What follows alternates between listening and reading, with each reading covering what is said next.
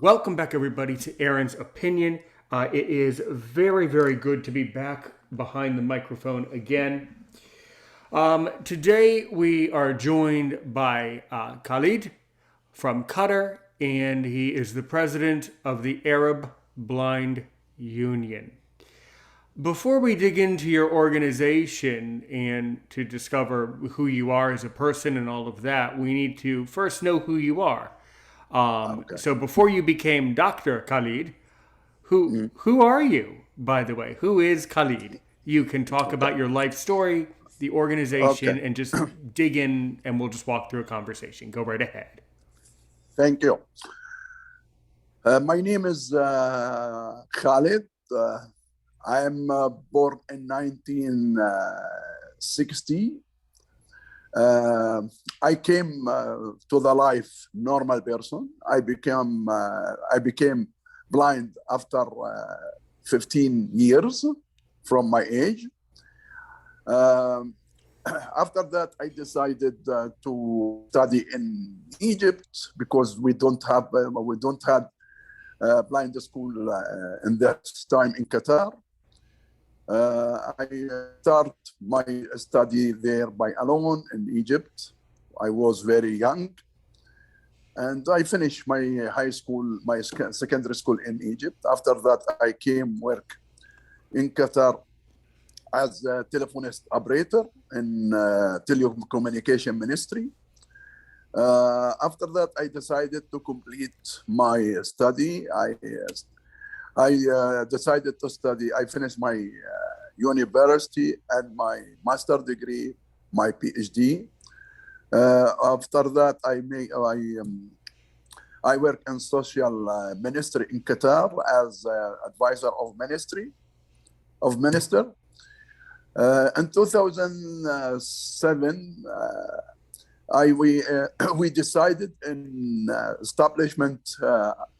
One organization took care of the blind people, and we held our meeting in Muscat in Oman in 2006. We decided to establish this organization. After that, we make our constitution by 11 countries of Arab. After that, we invite the Arab University from Cairo, came to Doha, Qatar in 2007. We hold our meeting, the general meeting in Qatar, and they election me as president for this organization. I decided to go far away from the organization, but the old people refuse this, and I'm very, very tired for this. Actually, I finished my work life in our ministry, because I am over 16 now, but they not decided to leave me go away from Arab Union for the blind, and I hope it's coming soon. Last things I want to mention, the Arab Union consists of 19 countries now from Arab countries. All the countries there, except Saudi Arabia, United Arab Emirates, and Kuwait. Our organization, it's take care of the blind in the Middle East country. We have many projects in Yemen before the war, in Syria before the war, in Libya, Sudan, Morocco, Tunisia, Jordan, Mauritania. And our organization, it's nobody to sponsor for our organization, only donation fund. For that, we not moving very fast, but at least we have do something for the blind people in the Arab country. And I hope I will go away soon and somebody come in my place, and I wish he best than me. Thank you very much. This is Dr. KHALID Al Naemi, President Arab of for the Blind, my PhD in sociology field. Thank you very much. You are very welcome. And you answered my question beautifully and strongly, and it's such a great answer. That was a very endearing and you're very understandable. I get it. And thank you for everything you're doing. Our great friend, I can tell you that our great buddy, our great friend Radwan Mednini from Tunisia has told me many times that there are significant and profound challenges for the blind in your region of the world. I want to dig into something that you said before. You said that you were born normal, or as we would say in English, you were born sighted. Just to let you know, and how did you lose it? If you don't mind me asking, how did you come to be blind? How did you lose your vision? In my case, accident. Just to let you know, I was born blind with glaucoma. But yes, go ahead, tell me about that if you want. Mm-hmm. I came blind by accident, bicycle accident. I come down from the bicycle because I ride my bicycle is very fast, and after that my bicycle turn over. I hit by my head to the ground, and there is blood coming in my head. After that, we go to England, and and the doctors in England decided to make the operation, and they told my father. Because my father, he was with me in England in 1975, 76, between 75 and 75. We do the operation, but we need to tell you something. This is the doctor said for my father, you have to choose. We can't leave it as he is, and he will go to die after 2, 3 months, 4 months, we don't know, or we can make the operation, and he lost his eyes. Of course, he select. I got to lost my eyes. Of course, because I got to lost it, but at least I am doctor now, and when I go anywhere, I am doctor as a blind or normal people. That doesn't matter, right? But I want say something for the all blind people, and actually we lost our eyes as a blind people, but we don't lose our brain. That's true. You're right. Yeah. You're right. What can you tell me? Excellent. Perfect. What can you tell me about what are some really interesting experiences you had while studying in Egypt? Egypt is a fascinating place. So what can you tell me about your experience in Egypt?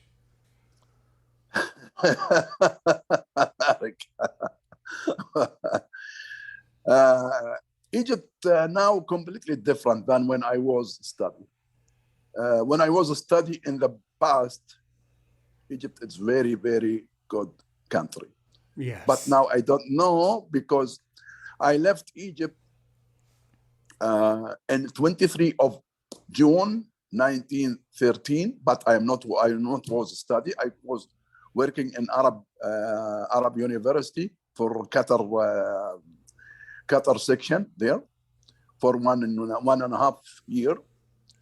After that, we decided to left Egypt in 23 of June in 2013. But until this hour, I am not back to Egypt.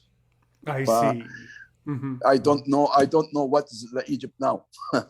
Right. And that is fine. But I mean, what are some interesting experiences you had personally while you were in Egypt? Yes. What's an experience that really stands out to you? My experience in Egypt, I had to be patient to deal with the people. I have to be very, very very, very intelligent people to know how to deal with the people. Right. This is in our mind, because But anyway, everybody can learn many experience in the life studies. That's true. That's true. Yeah. And then you came back to Qatar and started working for the Qatari government in various ministries. And it Yes, sounds and like you know a lot about society. So what I would like you to dig into next is, what can you tell me about Qatari people, Qatari society, and really what it is like today presently for blind people, blind Qataris, and then people in Qatar who have a disability. What sociology picture can you present to me to help me to understand it? yeah, I can tell a lot of things about my country, of course. Qatari people normally as a desert society, but this is in the past. Now, Qatar, it's very, very, very development country in the world. Qatari people is very, very smart, but this is not I mean, all the people, very good people. We have some people not good in Qatar or anywhere in the world. Qatari people is a small country. Qatar is very small country. Most of us know each other because we are not more than 350,000 people. 350,000 people. Most of us, they have education because our government makes the education free for everybody in Qatar. Even the university, even if want to study outside, government sponsor. Also for treatment, there is many hospitals in Qatar, but there is some dangerous cases like cancer or this. They send the patient to outside, like United States, especially in Anderson Hospital in Houston, London, France, extra. But the main things in Qatar, most of us know each other. This is true. Most of us speak English with the Arabic as a native language, our language. Our life is very, very easy, not complicated like another people, because our economic is good. But that's not mean everybody have petroleum gallant. Qatar, you have to work, you have to get. We can meet our ministers, we can meet our Amir, no problem, because of course we are very few people, 300,000 people, 350,000, not too much. And if I have any problems, we can go to the ministry, to anybody without any complicated. Qatar went before 10 years to organize World Cup. World Cup, today we have 38 days, 6 hours to start World Cup, inshallah, in 22 of November until 18 of December. And we hope everything is fine, and I hope my country to be safe for everybody, locally and foreigner. Thank you very much. This is my story about my country. Wonderful, wonderful. So nowadays, presently in Qatar, what are are blind people going to the university in Qatar? Are they going overseas for education? How is it at this moment for the blind people in your country?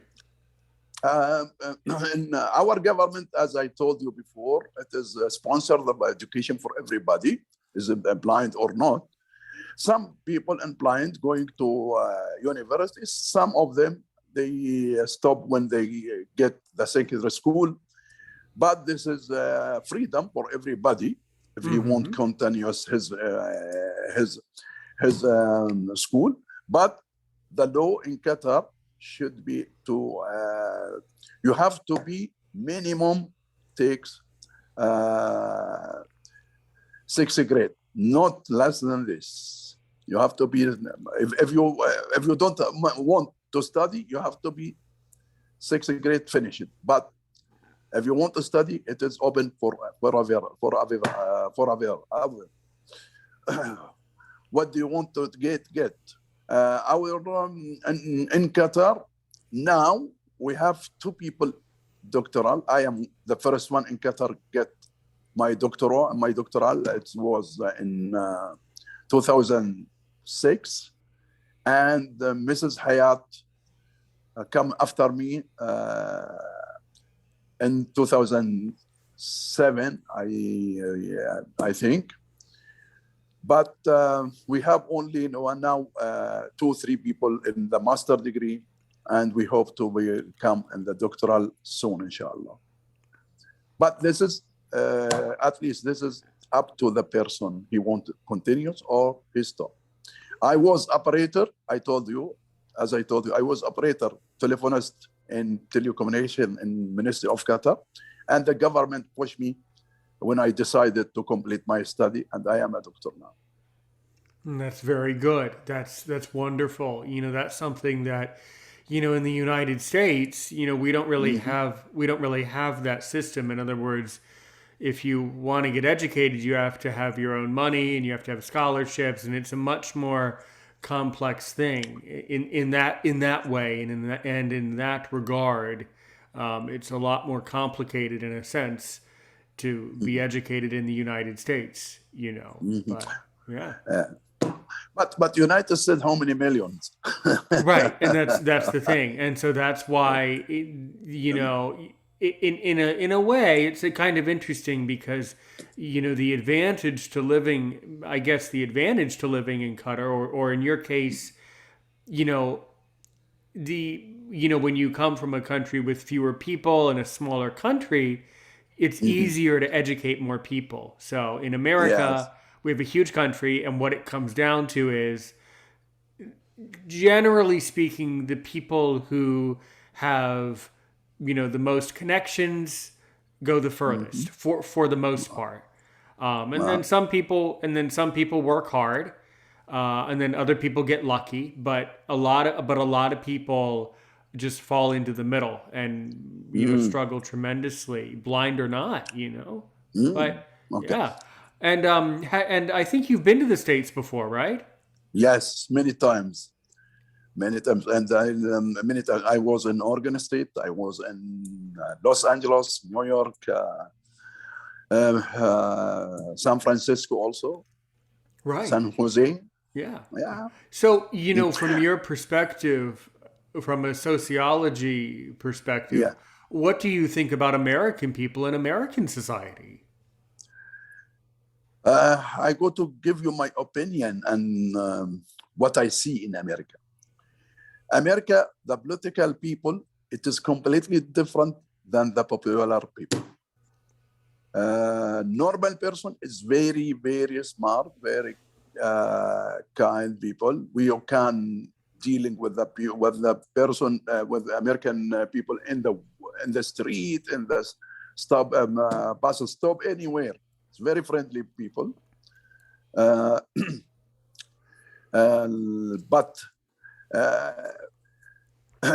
the American people, they don't have time to spend that time only evening time. Normal time in the days they have to work. Right. In Yeah. Qatar, as I would told you something. In Qatar, our working start from 7:15 in the morning.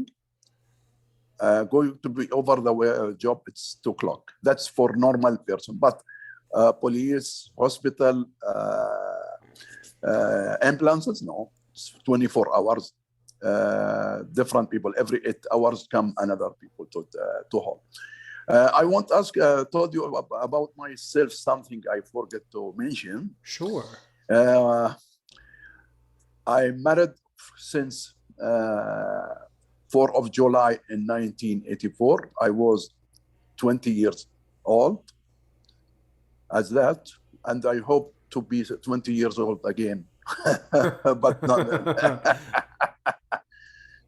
I have 5 kids, 1 boy, 4 girls.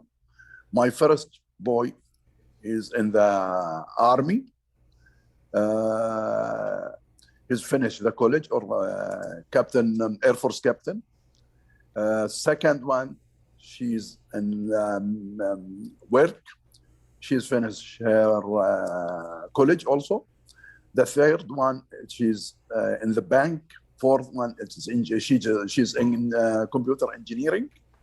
And the fifth and the last one, she is in the college until now. She's going to graduate at December, inshallah.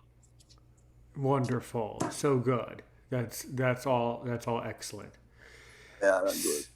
Right. So, back to what you were saying before about the Arab Blind Union. What can you tell me about, exactly how was the organization established? What steps did you need to take? How does the organization work? Really, what are all of the ingredients and elements of the organization exactly? Okay. As I mentioned before, we established the organization in August 2007. We make our institution for the blind. Our main points, we help the blind people to training and to have a training for the job and education. Also, we sponsor some schools to give them some machines for the education for the blind people as a donation. Also, we make some lectures for the blind people and in their countries. We have to push the blind people to be going well, because there is some people, they have a big problem with the blind situation. But anyway, this depends on the culture, of course. Also, we have some activities in our Facebook and in our Facebook. We have our activities in how to depend on themselves and how to deal with the life, how they manage their lives, like this. And we have also one department for research for the blind, about the blind cases in the Arab world. We have to reach how many blind peoples now in the Arab countries. And according to United Nations, it is very old. We try to make another statistics. It is modern, and we hope to continue this. But we have many problems, with the funding, because we don't have any sponsor, only donation, and the donation now it's very difficult. But even that, I try to do myself to get donation by myself from my countryside and they help me very well to يعني make the blind people going well. Sure. So, if a blind person, from an Arabic country contacts your organization and says, I want training, exactly how would training and job training work? What would happen? Well, what would the process be? Because we ask them first, what his job first, okay? He should to give me idea about his job. And when he give me idea about his job, we're going to contact with job side, and we see what we can help him with computer science, computer situation, with what his normal job, what kind of a job he have, what he need to do, because I cannot give anybody training without idea what he need to do. If we somebody we need to do as a computer, but somebody we need he need to do as salesman. Difference, And of course I am not going to train him, but I contact to the society in his country to give him some training. Because I am in Qatar, it is not possible to training him in France or some places like that. But if he is, like for example, if he in Morocco, I ask somebody from Morocco to give him help, because I have many organization under my organization from Morocco, from Algeria, Jordan. It was Mauritania, like that. For that, we decided to listen for him first, and we advise him after we have idea what he need to do, what he need to job, what extra. Right. So basically, suffice it to say that when someone approaches your organization, you help to establish a connection between them and what they're doing, and then you also look at their country and say, well, yes, there's an organization here that can help you, Yes, and that's very good. That reminds me, of our great buddy Radwan in Tunisia. If someone called you from Tunisia and they said, I need some help, you would probably say, well, you should contact Radwan on the island of dreams, Jarba, and then you'll get a lot of help probably. But yes, there are a lot of yes. Yes, I want to say something about the blind people, but this is, please not put it in the record, okay? Well, we're being recorded right now, so. Yeah, I can say by another way. Okay. The people in the Arab country, especially in the big country like the popular, a lot of popular in another countries, they don't know exactly how our organization going to help them. Yes. Our organization not help as you wish. Our organization have some constitution, and we have to follow our constitution. What it said, we can do. Not everybody, and all the life, you cannot reach what you need if you don't work very hard. Absolutely. Yes. Yeah. So I think you got my message. I got it. I got your message the whole time. Absolutely. Now, as far as, so what mediums and what forms of social media does your organization, Arab Blind Union, have? Are there Facebook groups? Is there an Instagram? Is there a website? You know, later on today, I would like to ask you for more information, but people listening would want to know, so how could they get in touch with your organization? What are some methods that you use to, you know, communicate with the world? Okay. We have page in the Facebook. We have 3 pages actually in Facebook. 1 page is for the connecting with the organization. 2 Facebook for our Arub training center. And I said we have website intermediaries. I think it will be ready to use on 15th of November. We prepare some English now to put it there because not all the people Arab. There is English people also study by English, but there is a study by speaking English, French. We make by 3 language, Arabic. Now we had Arabic already. We add the English and the French when our website going to work. But our Facebook it is working by Arabic. Right. Sure. So that would be the way that people would get in touch. Well, that's extremely good. And what are some success stories that the Arab Blind Union has had? What are some successes you want to share?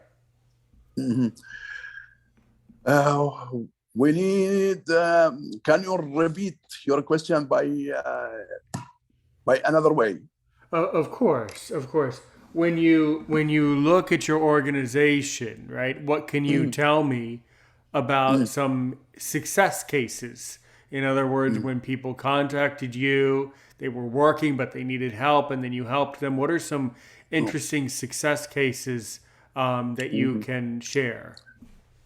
Okay, I want to help the people and all the people, but this is not possible. Okay. That is not possible. You can help all the people. But we have some groups in Morocco, ladies groups. Of course, they are blind, and I make for them group because they lost the school. They not complete their schools, and I have now to make some money to make one exhibition for them to show their handmade and to help them, the people. I don't know anybody from them, believe me. I am not. I don't know anybody from the ladies, but only I know I know they are blind, and I am blind too. That's it. And that's important. Yes. And I am very glad if I get some people to help me to do that, to make them happy. Right. You said that some of these... yes, go ahead. Like 40 ladies in Morocco, they different age, 30, 35, 40, 27, 28. There's some people divorced. And actually, I am very, very kind with the blind ladies because the man for the blind man, they can manage, but the blind ladies in Arab country is very difficult situation for them, especially in the very big countries like Morocco, like Egypt, like Algeria, Tunisia. Anyway, that's what in my opinion. Right. So that's really interesting. Yeah, that you've noticed, and I do not disagree. You've noticed that it is significantly more challenging for a blind woman in an Arab country than a blind man. Well, I would agree, and I would also say I think it's hard. I think it's challenging in different ways, and in either way, I think it's hard. Yes, of course. Right. And you know, also the blind people in Arab countries like Amans, they can move, they can go, they can, depends on themselves. But ladies in Arab countries is very difficult to be like men's. It depends on the culture also, you know. The culture is many things. Main things is the culture. And now also we, before last week, we sent one letter to the Ministry of Morocco and Culture Ministry to reserve for Arab Union one place in the culture conference. They will be held in February 23. We are going to put some boxes. We do it here in Qatar for the blind people in the bank. We print the braille, all the form and the banks for braille by braille to leave to make the people, blind people, read what we're going to signature for what, about the loans, about the everything in the bank, card, Visa card, MasterCard. Also in the ministries in Qatar, we did all the laws we printed by braille for the people blind to see what he can do in about what he have in the government, what he should to get, what he should to do, all the information. This our constitution in Qatar also we did by braille for the blind people. Traffic police law, we did it by braille also. The main things, safety card in the Qatar Airlines, we did it by braille also. Safety card by braille.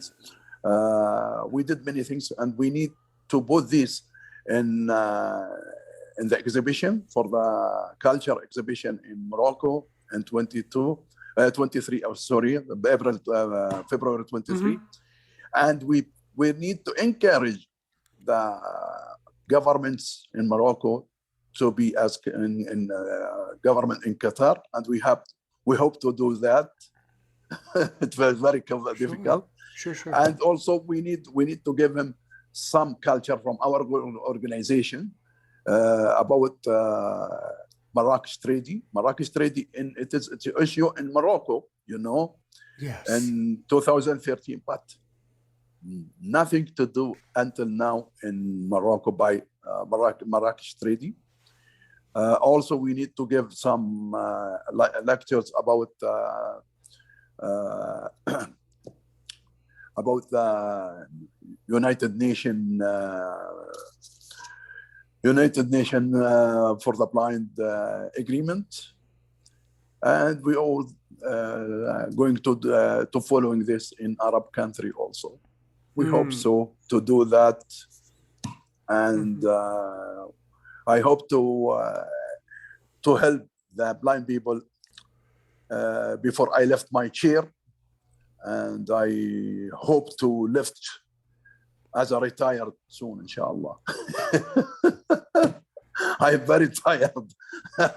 Well, that is good. That is good, and I understand. You know, I also think, you know, one of the debates that is going on right now in the United States amongst the blindness community in my country, in America, is this whole notion of Braille and Braille literacy. So I think it's really good and really interesting that your organization has had some success in making sure that a lot of documentation from country to country, you know, laws, banking, financial documents, airline things, traveling, that those things are in Braille. And I think that's good. And also, too, what does your organization provide as far as perhaps assistive technology? What experience do you have in giving people, you know, what have you found in these countries as it relates to assistive technology, whether it be Of course, Apple products, iPads, iPhones. What's your opinion about it? well, we help many people, as I told you before, in the schools, Tunisia, 3 schools in Tunisia. Mm-hmm. We give him some Birkins, Right. some Birkins for the people. This is without nothings, donation. We give in Jordan also. Morocco, we give him some white steak, Iraqi and white steak. Sudan, white steak, 300 for each, 300 pieces. Because I told right, you, 300. By the way, 300. Oh, just to let you know, by the way, 300 canes. Cane. Yeah, 300 cases for every country. We need to do more, but you know, the funds, it's not enough. What we do what we have in our hand. Okay, we give some donation and we make for white can, because I like white can. I like white can because it is give the people, blind people, freedom to move, to depends on his own. He don't need somebody to help him if he have his white can. And I hope also, and yesterday I took in the television when I was with Qatar TV yesterday, they make one record for the white can world, because it's going to be we have activities in 15 of this month for the white can world, world nation. I hope, this is my favorite. I hope to make the white can and the laws for white can and how to use white can, who's to use white can, to study in the we make like a study in the schools, because if we make the culture in the school to make the study, especially the kids, they're going to be grow with they have culture about what is white can, who is use white can, why he use white can, and I hope to do that for the old people in our in the Arab world, inshallah. Sure, absolutely, absolutely. You know, I think that there are a lot of people, a lot of blind people in the States have a big phobia when it comes to using a cane, but they're really necessary for people. You know, it's a good way to show sighted people that you're blind, and it's the only way, one of the few ways where you can travel, you know, safely, relatively. So those white canes are actually very, very important. Yeah. What about, you know, now, for example, in the Qatari, I believe the Qatari capital of Doha, what can you tell me about, you know, getting around Doha and the public transportation and accessibility just in the city of Doha? What can you tell me? Yes, I told you. The Doha city is very good, but I need to be more, because Qatar governments actually they won't help the people. They won't help the people. They won't do many things for the people, for the blind people in Qatar. But the problem with somebody in transportation, there is some easier for the blind to use it, like metro, like in taxi. Also, we put some braille printing about the number of cars, what is the company is it. Also, our organization do it. But because still we need to be the disability people take their position in Qatar. Right. And we hope, because if you are blind, you can't do many things for the blind.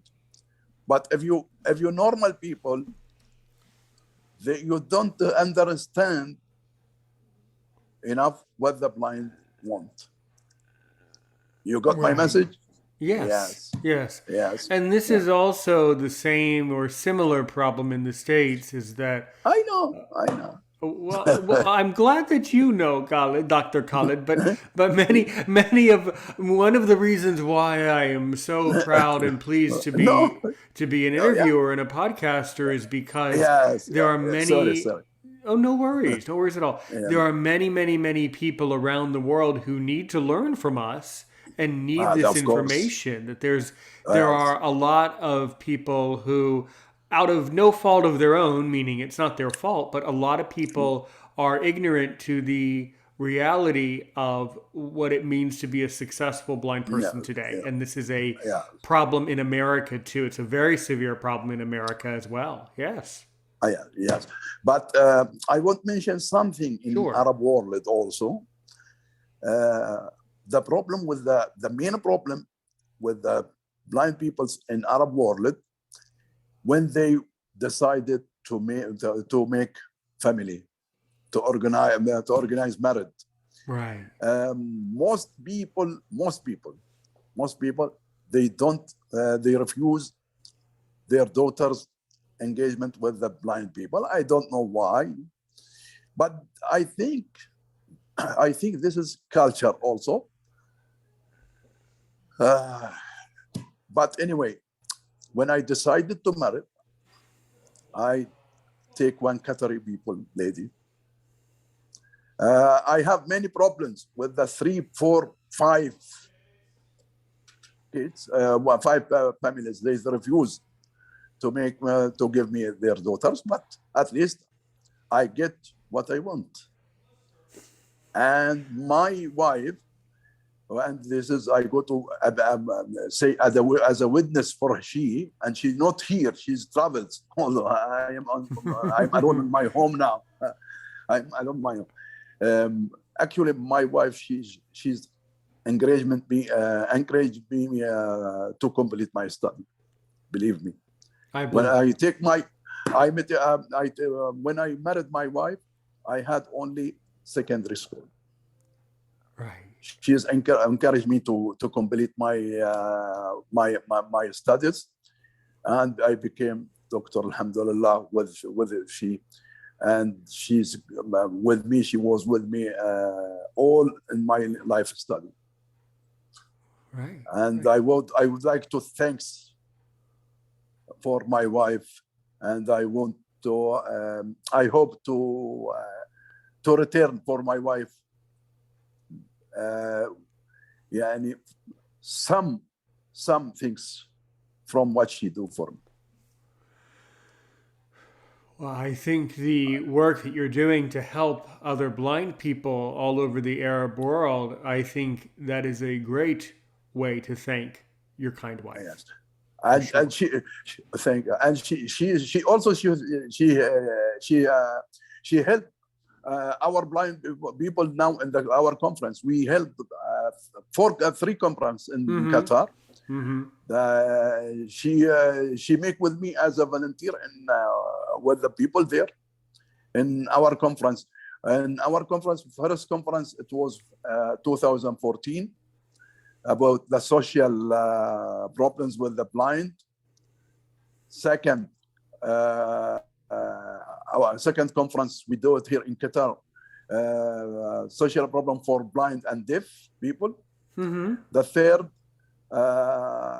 economic and social problems for the blind lady woman. Right. And yes, and fourth, we did it in the online because it was Corona situation. Yeah. It was about the communication with the internet for the blind technology system. Yes. Right. And going, we our fifth conference, it will be about the